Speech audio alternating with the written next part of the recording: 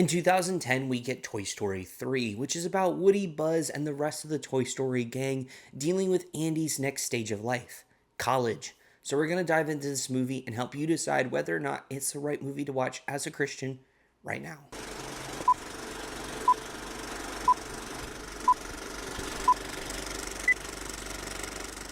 Hey friends, welcome to the channel. I'm your host Tim, and we exist to help Christians live in the world, not of the world, by utilizing our convictions in the movies and shows we watch. Toy Story 3 is rated G, so we're going to dive into 5 areas of convictions that may distract or hinder your relationship with Jesus, any theological themes present within the movie, and then wrap it up with my own personal thoughts on the film. Without further ado, let's dive into the Christian conviction meter. Now, one of the big things of this movie is the fact that it is taken place within a daycare, which does mean there's going to be a bit of violence in terms of just rough play with these toys, with these characters.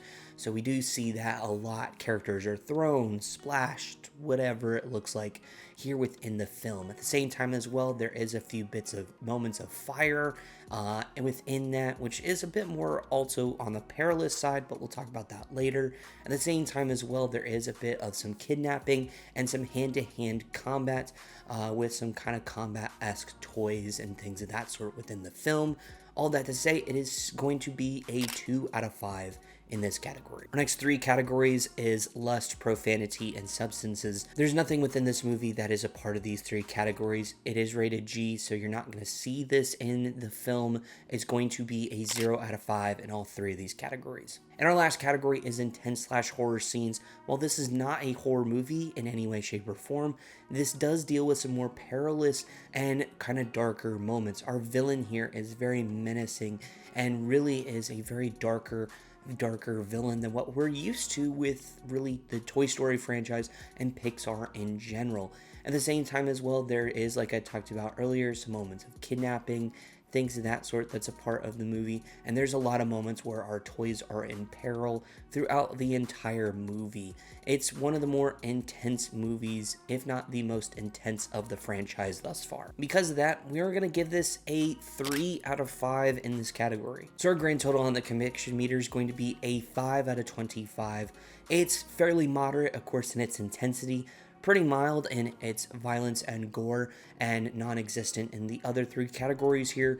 But if anything we talked about compromises your convictions in any way, shape, or form, don't worry about watching Toy Story 3. Your convictions are God-given and more important than any movie or show you could watch. This leads us into our next conversation as we dive into some theological themes that are present within Toy Story 3. And in watching this movie, there isn't anything in particular I picked up as a kind of biblical tie.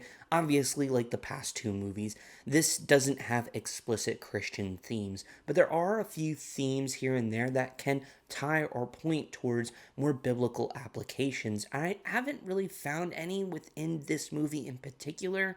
The one that I keep kind of thinking through is the bit of like passing the torch, next generation sort of stuff. Not Star Trek, by the way, just like next generation as in like the ministry and things of that sort. I don't know, but it's not really like an explicit part of the movie. It's just one of the threads that's kind of woven throughout the film. But like I talked about earlier, there isn't anything explicitly Christian about Toy Story 3. This leads into our last topic as we dive into what I think of Toy Story 3. When you're rounding out a trilogy, you need a few different things. You need a compelling story, you need a threatening or a really compelling villain, and you also need a really good character arc, character journey, and you do need, just at the end of it, a satisfying conclusion. And this movie has all of those aspects, right? Starting with the compelling story, it's talking about and grappling with the last moments of Toy Story 2, which is, we're going to be there for Andy when he needs us, and what happens when they're not needed anymore. And so we get to see that, and we get to see, okay, what does life look like after Andy? And that's pretty cool, and it's a very interesting story to kind of talk through with the lens of toys, of moving off to college and the next stage of life, which for many people came out at the right moment when they were getting ready to go off to college. For those who were watching these movies growing up and saw themselves as Andy, it was really cool to see. But again, it has a really just compelling story, but it also has a really great villain, by far the best of the franchise, and he's just great. He's menacing when he needs to. We get a really unique backstory for him, and overall just makes him very enjoyable, very compelling, and a character that is well loved in the Toy Story franchise. And at the same time as well, we do get a few different character arcs. Primarily Woody once again gets the biggest one out of any of the characters here, because he's the one kind of really grappling with life after Andy. Andy was his kid. Woody meant the world to Andy and vice versa. And so grappling with that was really cool to see, and what life could be like beyond that. So that is really cool, in my opinion, to kind of witness and explore within the film. And then when it comes to satisfying endings, I don't think there is any film, doesn't matter animated or live action, I don't think any film's going to come close to how satisfying the end of this movie is. I mean, it's just as close to perfect as you could get. It's so well done, and it does make this movie very enjoyable.